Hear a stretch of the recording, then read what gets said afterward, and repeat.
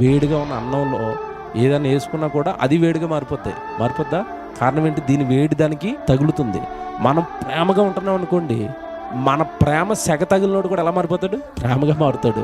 మనం ద్వేషంతో ఉంటున్నాం అనుకోండి, పగతో ఉంటున్నాం అనుకోండి, పక్కడికి ఎలా మారుతాడు? ద్వేషంగా, పగగా మారుతాడు. మనం ఎలా ఉంటే మన చుట్టూ ఉన్న పరిస్థితులు కూడా అలాగే ఉంటాయి. చచ్చిపోయే వరకు ప్రేమతో ఉందాం. దేవుడి మీద, సహోదరుల మీద, సంఘం మీద, వాక్యం మీద, సన్నిధి మీద, పని మీద, ఇన్నిట్ల మీద ఉండాలి ప్రేమ. ఒకళ్ళు అంటారు కదా, వన్ సైడ్ లవ్ అన్నట్టు ఒకలవ్వే ఉంటుంది. ఆదివారం కనపడతారు, మళ్ళీ అక్కడ కనపడరు. సన్నిధి మీద ప్రేమ ఉండాలి, వాక్యం మీద ప్రేమ ఉండాలి, పని మీద ప్రేమ ఉండాలి, నువ్వు బైబిల్ చదువుకోవటం మీద ప్రేమ ఉండాలి, ప్రార్థన మీద ప్రేమ ఉండాలి, సేవకుడి మీద ఉండాలి, సహోదరుల మీద ఉండాలి.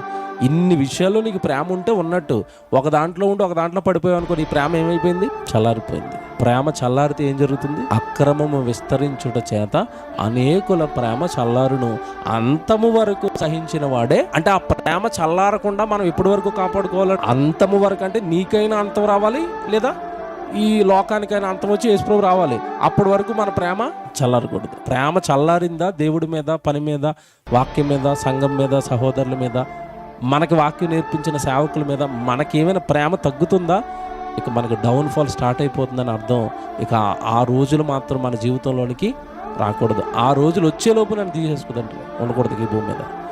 ఉన్నంతకాలం మాత్రం కసితో, పౌరుషంతో, ప్రేమతో మీ పనికి, మీ సంఘానికి, మీ సన్నిధికి ఎప్పటికీ దూరం అవ్వకూడదు.